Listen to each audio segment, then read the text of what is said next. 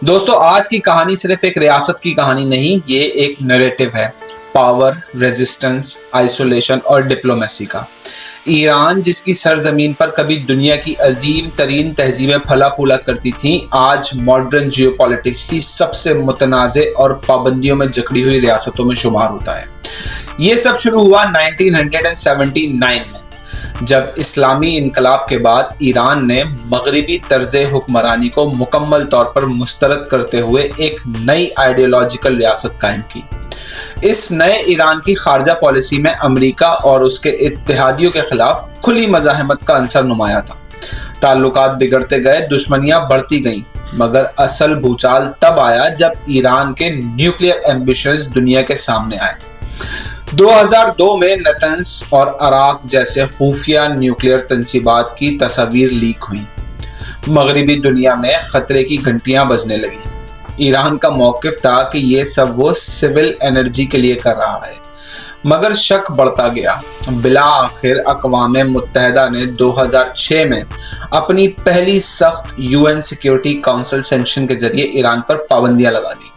قرارداد 1737 کے تحت نیوکلیئر سرگرمیوں سے منسلک اداروں، افراد اور ٹیکنالوجی امپورٹس پر مکمل پابندیاں عائد ہوئیں۔ پابندیوں کا دائرہ بڑھتا چلا گیا۔ 2007، 2008 اور 2010 میں مزید UN ریزولوشنز آتی گئیں۔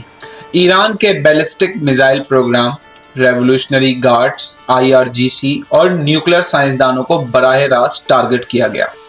یہاں تک کہ بینکنگ، شپنگ اور ڈیفنس سے جڑے سیکٹرز کو بھی آئسولیٹ کر دیا گیا۔ پھر امریکہ نے میدان سنبھالا۔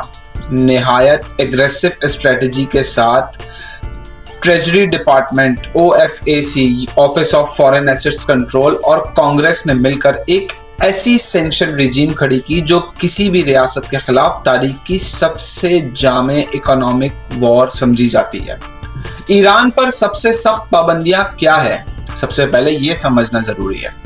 ایران آج سوئفٹ انٹرنیشنل بینکنگ سسٹم سے خارج ہے، یعنی وہ آفیشلی دنیا کے مالیاتی نظام سے کٹ آف ہے۔ ایران کی کوئی کمپنی یا بینک دنیا کے اکثر ممالک کے ساتھ فریلی ٹرانزیکشنز نہیں کر سکتے۔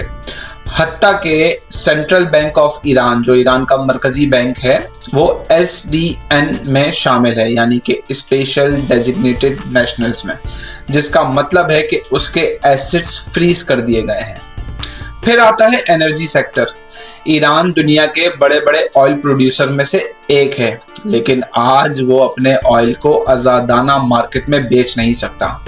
امریکہ کی سیکنڈری سینکشنز کا مطلب ہے کہ اگر کوئی بھی ملک یا کمپنی ایران سے تیل خریدے گی تو خود اس پر بھی امریکی پابندیاں لگ سکتی ہیں۔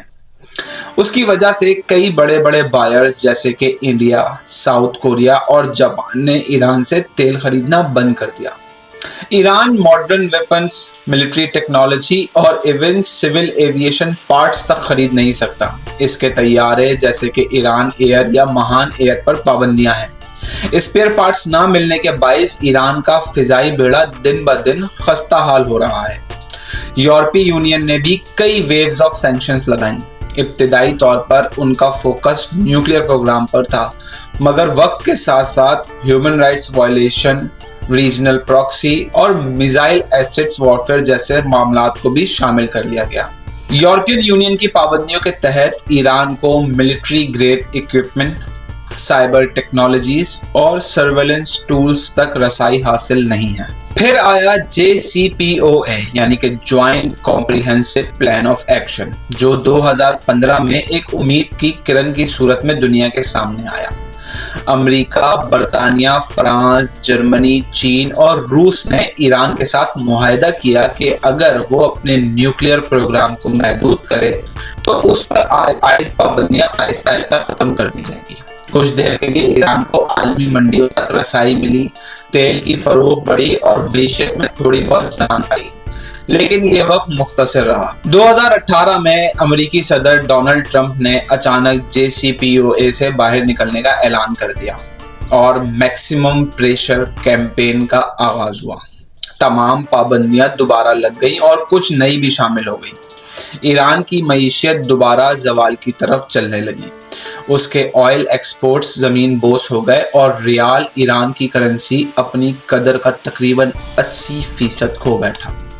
मजीद ये कि ह्यूमन राइट्स के महाज पर भी ईरान को आलमी रद्द-ए-अमल का सामना हुआ।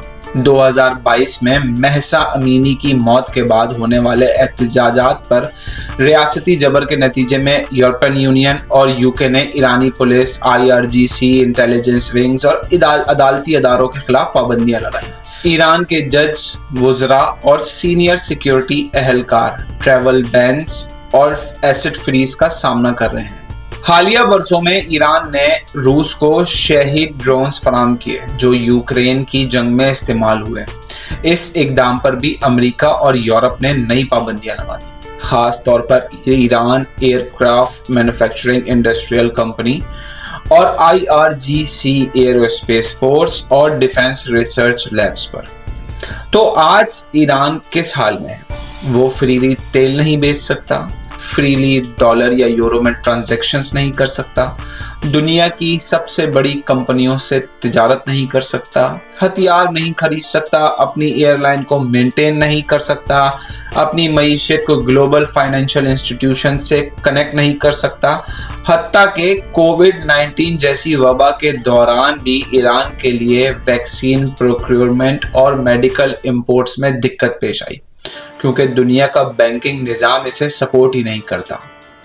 ईरान इन पाबंदियों को इलीगल, अनजस्ट और पॉलिटिकली मोटिवेटेड कहता है, जबकि मगरिब इसे एक नेसेसरी प्रेशर टूल करार देता है ताकि ईरान अपने रीजनल बिहेवियर, न्यूक्लियर एम्बिशंस और इंसानी हुकूक की खिलाफ वर्जियों पर रीथिंक करे। ये कहानी ख़त्म नहीं हुई। पाबंदियों के बावजूद ईरान ने बड़ी चालाकी से अपनी इकोनॉमी को सरवाइव कराया और बहुत समझदारी के साथ वो आज तक चल रहे हैं। कुछ बैकडोर ऑयल डील्स भी की गई, क्रिप्टो करेंसी का इस्तेमाल बढ़ाया और मशरकी ताकतों जैसे कि चीन, रूस के साथ नए मुआहदे किए। लेकिन सवाल यही है कि क्या ये पाबंदियां वाकई ईरान को रोक रही हैं या सिर्फ आम ईरानियों की जिंदगियों को मुश्किल बना रही हैं? जो भी हो, एक बात तो तय है, पाबंदियां सिर्फ नंबर्स नहीं होती, वो एक सियासी जबान होती हैं जो जोर से कहती हैं कि अब तुम्हें बदलना होगा। अब ये फैसला ईरान को करना है कि वो इस आवाज को दबाता है, सुनता है या अपनी एक अलग ही कहानी लिखता है जो वो आजकल के दौर में लिख रहा है। तो दोस्तों, आप लोगों को ईरान की ये कहानी कैसी लगी? उम्मीद करता हूँ आप लोगों को ये कहानी पसंद आई होगी। अगर आप लोगों को ये कहानी पसंद आई है तो इस वीडियो को अपने फ्रेंड्स और फैमिली के साथ शेयर करना ना भूलें और कमेंट्स में हमें ज़रूर बताएं कि आप लोगों को आज की कहानी कैसी लगी। ऐसी ही मज़ेदार कहानियों के लिए हमारे चैनल को सब्सक्राइब ज़रूर करें ताकि ऐसी मज़ेदार सी कहानियाँ मैं आप लोगों के लिए लाता रहूँ।